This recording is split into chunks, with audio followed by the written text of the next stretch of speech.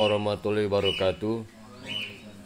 Alhamdulillahirrabbilalamin. Wassalatu wassalamu ala asrofil anbiya mursalin wa ala alihi wa ashabihi ajmain. Amma ba'du. Faqala Allah ta'ala fi Qur'an azim. A'udzu billahi minasyaitonir rajim. Bismillahirrahmanirrahim. Ya ayuhan nasu budu rabbakumul ladzi khalaqakum walladzina min qablikum la'allakum tattaqun. Pemirsa, beberapa waktu lalu saya mendapatkan pesan dari salah seorang alumni pesantren Miftuh Huda yang berada di Jakarta. Waktu itu saya mengirimkan link kegiatan pendirian pesantren baru di Pangandaran, namanya Pesantren Miftuh Huda Alfi Hasan. Ya, karena cabang Miftuh Huda, Miftuhnya dibawa. Ya, nama aslinya, nama itunya Alfi Hasan.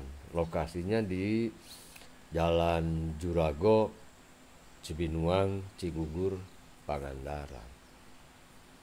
Yang alhamdulillah pada saat itu saya tayangkan secara live seperti sekarang ini. Dan itu ternyata yang menyimaknya mencapai kurang lebih, pada saat itu ada 40.000 dan sekarang sudah mencapai 44.000. Alhamdulillah, ini mudah-mudahan manfaat.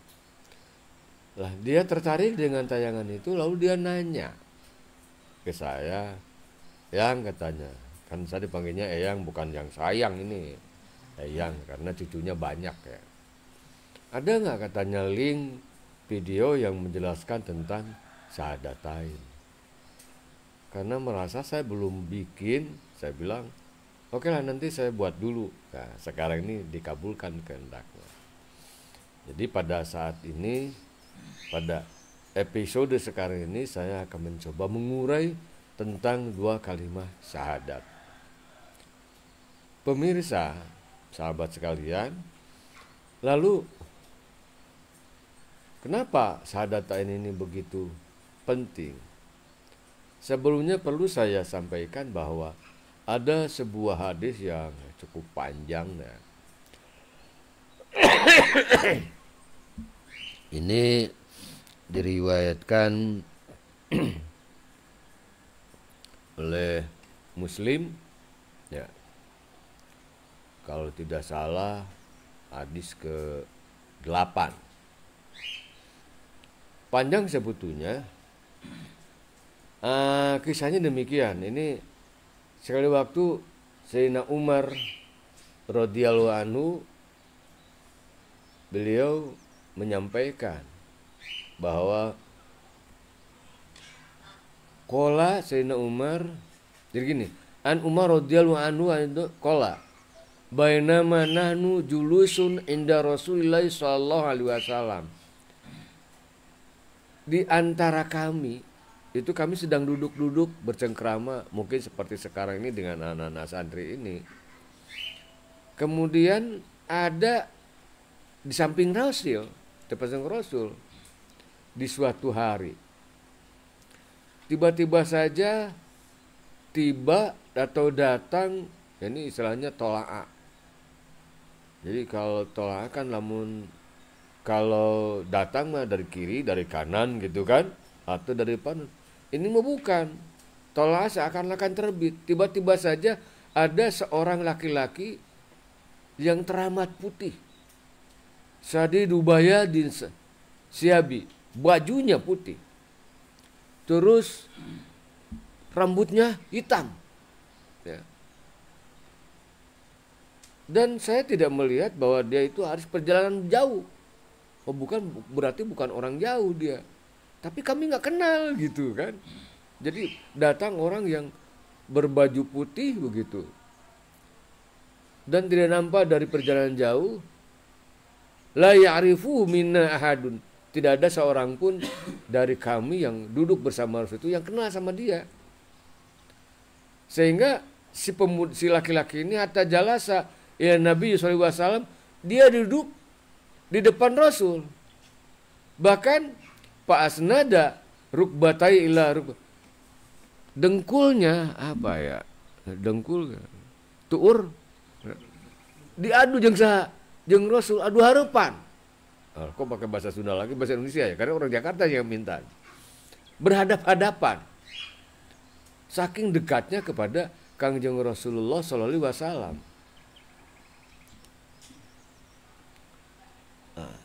Jadi begitu detail ya keberadaannya. Kemudian si rajul ini, si pemuda, si laki-laki ini nanya, menyapa kepada Kanjeng Nabi Muhammad dan bertanya. Jadi ujung-ujung nanya aja gitu. Datangnya nggak ketahuan dari mana, karena judulnya juga tolaa, muncul, barangkali muncul kali ya. Muncul saja siapa seorang laki-laki berbaju putih kepada hadapan Rasulullah. Lalu dia bicara. Aqala, ya Muhammad, akhbirni anil Islam. Hai Muhammad, kasih tahu saya tentang Islam. Lalu ya Kanjeng Nabi menjawab.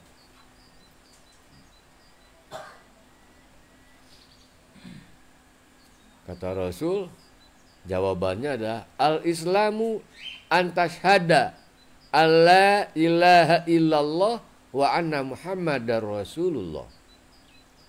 Wa tuqimus shalah wa tu'tiyaz zakah wa tasumu ramadhana wa tahujjul baita in istata'a ilaihi sabila.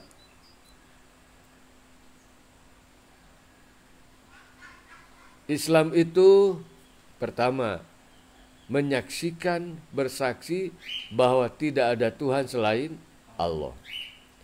Dan Nabi Muhammad itu adalah Rasul Allah. Satu. Yang kedua, wa tuqimus sholata, mendirikan sholat. Ini bukan fi'lu sholah, tapi tuqimus sholah. Lebih dari sekedar fi'lu. Nah, kemudian ketiga, waktu tiya zakat, mengedatangkan atau mengeluarkan zakat. Nah pemirsa, nanti sebentar lagi bulan di Ramadan sekarang ini, jangan lupa zakat fitrah. Ya. Ini zakat fitrah itu zakat yang individu. Ya. Orang yang nggak mampu pun harus berupaya. Kalau umpamanya si A orang mampu, si B nggak mampu, maka si A kan akan dapat zakat dari si B akan dapat zakat dari si A. Nah zakat ini kasih lagi ke orang lain. Itu saking harusnya berempati dengan sesama kawan, sama sahabat, sesama umat Islam. Waktu tiap zakat, kemudian kepada tasumu Ramadana. Terus yang ketujuh, watah hujjal baita in istata'a ilaihi sabila. Jadi ada 5. Jadi syahadat, sholat, puasa, zakat, dan haji. Terus setelah itu sodakta. Ini pemuda ini gimana? Nanya tapi katanya sodakta. Ngebenerin. Bener engkau Muhammad. Kumaha itu? Iya, nanya juga tapi dia jawab sendiri. Ya Pak, jawabannya dia nilai benar, sodakta, gitu kan. Lalu setelah itu ini mungkin tersangkut dengan adanya syahadat. Nah, syahadat itu kan artinya kepada kepercayaan, itiqodiyah, kepada bersaksi. Lalu si rajul ini bertanya lagi, fahbirni anil iman. Kasih tahu saya tentang iman. Kalau tadi kasih tahu saya tentang Islam. Kalau ini kasih tahu saya tentang iman. Nah, maka Kanjeng Nabi pun menjawab pula, antu mina billah wa malaikatihi wa kutubihi wa rusulihi wa yaumil akhir wa tu'minu bil qadari khairihi wa syarrihi. Gitu. Terus si laki-laki itu berkomentar pula, sodakta. Ini sahabat bengong kan. Dia yang nanya, dia yang ngebetulin. Istilahnya, kalau udah tahu nggak usah nanya lah. Udah tahu, nanya gitu kan. Nah, kita simak. Lalu setelah itu pemuda ini juga bertanya lagi sama Rasul. Pahabirni anil ihsan. Ya Muhammad, kasih tahu juga tentang ihsan. Qala, kayaknya Nabi Muhammad SAW menjawab, anta budallahu ka'annaka tarahu fa ilam takun tarah fa innahu yarak. Beribadah kepada Allah seakan-akan engkau melihat Allah. Seakan-akan, bukan berarti Allah bisa dilihat secara kelopak mata begini. Kenyataan kan nggak bisa dilihat oleh mata. Nah, fa ilam takun tarah, apabila engkau tidak melihat, fa'inahu yarok. Ini yang terpenting di ujungnya. Fa'inahu yarok. Allah tuh selalu melihat kita. Jangan berharap kita ini tidak diketahui, tidak dilihat oleh Allah Subhanahu wa taala. Sekalipun istilahnya badannya hitam, dicat hitam, terus giginya juga dicat hitam pula. Ya. Dia di tengah malam yang gelap gulita, di atas batu yang hitam pula. Kita nggak bakal ngelihat, semua serba hitam. Nah, gitu. Itu tetap akal diketahui oleh siapa? Oleh Allah Subhanahu wa taala. Ini kenapa kita kesini dulu ya? Kita harus tahu bahwa pertama bahwa syahadatain itu adalah merupakan bagian dari rukun Islam. Kalau orang mengaku Islam tapi dia tidak mengikrarkan dua kalimat syahadatain, waduh ini hebat, aduh khusyuk banget dia ya, nikmat, lenggut lagi, lenggut lagi. Aduh, jadi nut-nutan, woi, itu jadinya. Nah, pemirsa, ini memang ya iblis itu nggak pernah diam ya. Majlis taklim pun masih ada aja. Itu ada dua iblis ya, yang satu di atas, yang satu di bawah. Jadi main-mainin orang itu, ditarik ke atas, tarik lagi ke bawah, sucret, enak aja gitu. Nah ini namanya iblis nggak pernah berhenti. Lo jadi kesana ngomong lanjut, ya. Jadi harus diketahui bahwa syahadatan itu merupakan apa? Merupakan bagian dari rukun Islam. Nah, sementara ada lagi di hadis lain gini. Iftaraqatul Yahudi ala ida wa isnaini wa sam'ina firqatan. Yahudi itu pecah menjadi 72 golongan. Kemudian wabtaraqat Nasara ala ida wa isnataini wa sam'ina firqatan. Juga pecah menjadi 70 hiji atau 72 golongan. Jadi ini ada sidang pendapat kalau untuk Nasrani. Kemudian kata Rasul, wasatabtariku ummati ala salasi wasab'ina firqatan. Umatku akan pecah menjadi 73 golongan. Ini lafaznya ada banyak ya, macam-macam. Kalau ini an-najiyatu minha wahidatun. Yang selamat dari 73 ini wahidatun, hanya satu. Wal baqiyatu sisanya berarti berapa? 72 golongan. Halka, celaka. Jadi umat Nabi yang 73 kelompok ini, 73 golongan, satu selamat, 72 celaka. Para sahabat kaget. Jadi saya ini kebagian kelompok mana? Apa kelompok halka yang celaka? atau kelompok yang an-najiyah, yang selamat. Sehingga spontan para sahabat mengatakan, waman an-najiyatu ya Rasulullah, siapa yang selamat itu? Qala ahlussunnah wal jamaah. Kila ada lagi, wama as-sunnatu wal jamaah. Dan menanyakan lagi, qala ma ana alayyal yauma wa ashabi, yang sekarang bersamaku dan dengan sahabat-sahabatku. Nah, pemirsa sahabat sekalian, kalau dilihat dari hadis ini, apakah kita termasuk kepada yang najiyah, yang selamat? Atau kita kelompok 72 golongan yang celaka? Ada lagi di naskah hadis yang lain, kalimatnya, satab tariku umati ala salasi wasabina firqatan kuluhum finar.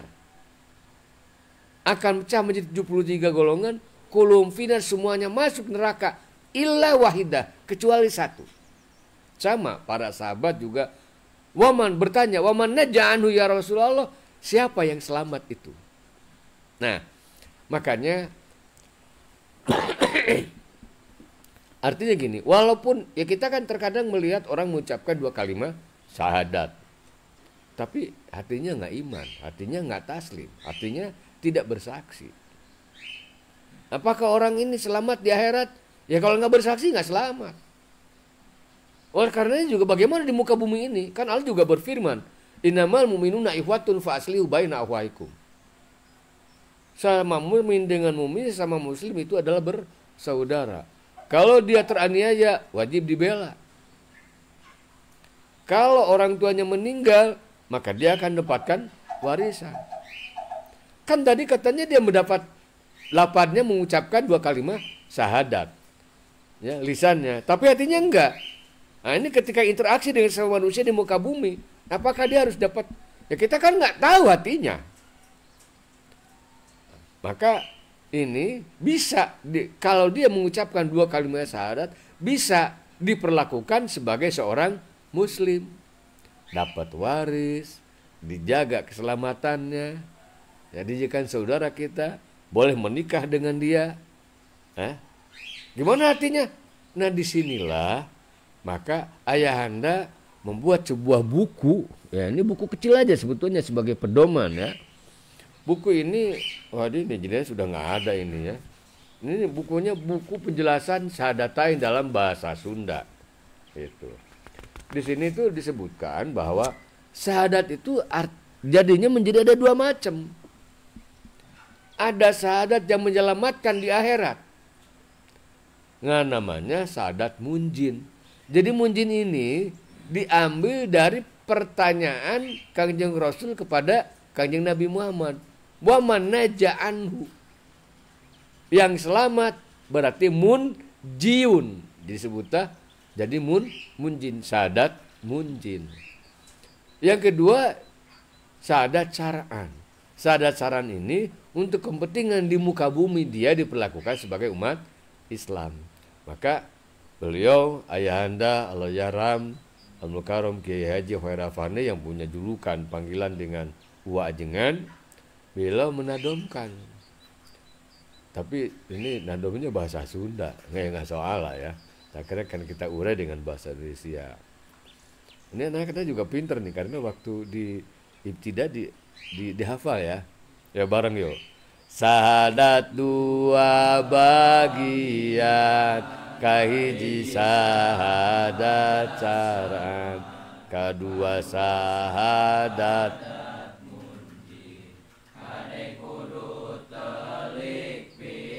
Terus kadar ngucapkeun kalimat syahadatain. Terus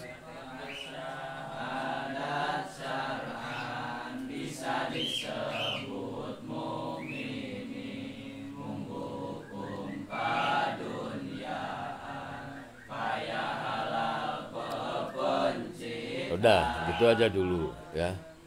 Jadi Kalau Sahadat Saran itu tidak melihat hati sanubarinya.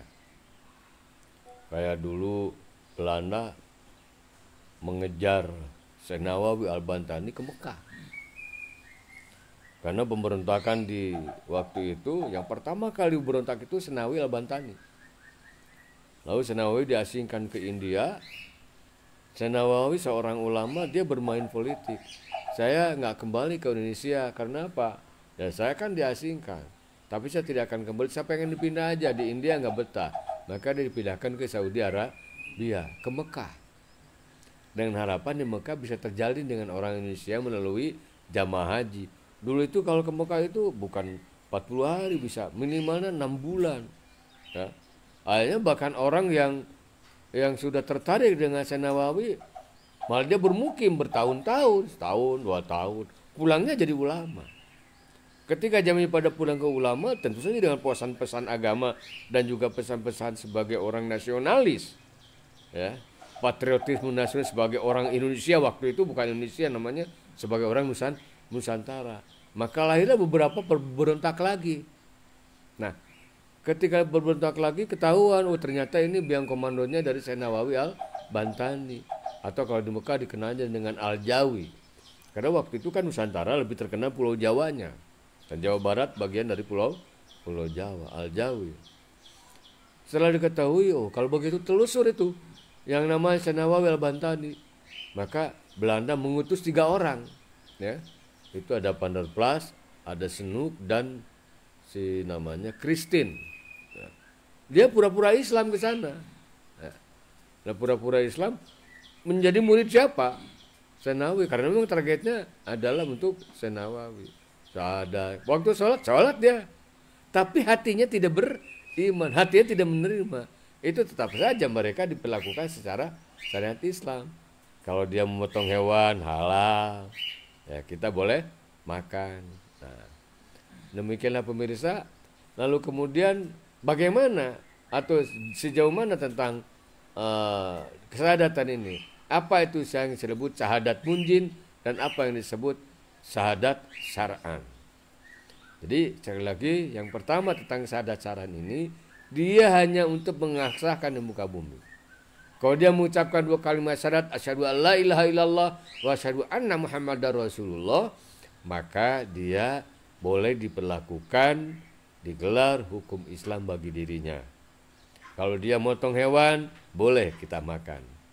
Kalau dia menikah, boleh menikah dengan umat Islam. Kalau dia orang tuanya meninggal, dia boleh menerima waris dan berbagai hal, perlakuan-perlakuan kepada sesama umat Islam. Lalu bagaimana dengan syahadat munjin? Nah, ini mengingat untuk mengurus syahadat munjin ini agak panjang, ya. Dan oke, untuk memperkuat masalah keberadaan syahadat syar'an ini, ada sebuah kisah. Ammar bin Yasar, ya, karena ketahuan dia memeluk Islam dengan keluarganya, dengan ayah dan ibunya. Lalu oleh orang-orang kafir Quraisy dipaksa untuk menolak kerasulan Kanjeng Nabi Muhammad. Ingat bahwa syahadat ini bukan hanya kepada Allah tapi juga kepada Muhammad. Nah, ibunya dia kekeh, bersikeras, tidak, aku tetap beriman kepada Muhammad. Aku akan tetap mengikuti siapa? Muhammad. Apa yang terjadi? Ibunya Ammar bin Yasar dibunuh. Lalu kemudian ayahnya sama, dia juga bersikukuh, aku tetap bernabi dan aku adalah sahabat, kawan, kelompok daripada Muhammad. Dia pun dibunuh pula. Ammar bin Yasar sebagai pemuda yang masih semangat tinggi begitu, ketika diancam dia berpikir, kalau saya dibunuh juga, ini nanti nggak ada yang nyebarin Islam, walaupun main petak umpet. Oh, akhirnya demi keselamatan dirinya, bukan berarti hatinya menolak, ya kan? Maka dia mengucapkan 2 kalimat, apakah dia mengatakan, baiklah, saya ikuti Anda. Maka amal bidasar ini amal bidasar ini seperti yang berbau mengingkari, padahal dia tetap beriman kepada Kanjeng Nabi Muhammad Sallallahu Alaihi Wasallam. Nah, ini kebalikannya dari orang yang mengucapkan syahadat tapi inkar. Sekali waktu dalam sebuah pertempuran, para sahabat ketika bertanya kepada seseorang yang anti terhadap Islamnya sangat kuat, sangat tinggi, lalu dia berkata, syahadat kau. Maka dia mengucapkan dua kalimat syahadat. Tapi sahabat ini masih membunuh juga orang itu. Ditegur oleh siapa? Oleh Rasulullah. Kata Rasul, kita tidak tahu dalamnya hati. Wahkum bidawahir walatahkum bisawr. Hukumi saja hal-hal yang dohir, jangan menghukumi babul yang batin. Karena kita tidak tahu dalam hati sanubari. Asalkan dia mengucapkan dua kalimat syahadat, dia termasuk kepada wal mu'minuna ikhwatun, masuk kepada raditu billahi robba wa bil islami dina wa bi muhammadin nabiyya wa rasula wa bil mu'minina ikhwan, termasuk dia. Wong kita nggak tahu hatinya. Itu yang disebut syahadat syar'an. Mengenai syahadat punjin karena ini juga panjang ya. Mungkin kita akan jumpa lagi besok hari. Untuk hari ini sahabat dari Jakarta, saya lupa lagi namanya, nanti saya tunjukin pesannya kepada saya. Mudah-mudahan ini bisa menjawab pertanyaan, dan tentunya tidak bisa saya jawab secara hanya dalam durasi waktu 10 atau 20 menit.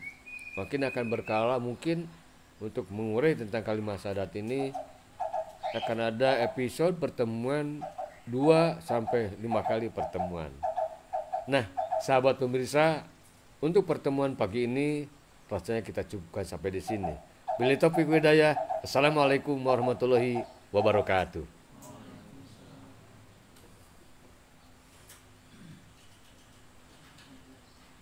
Udah.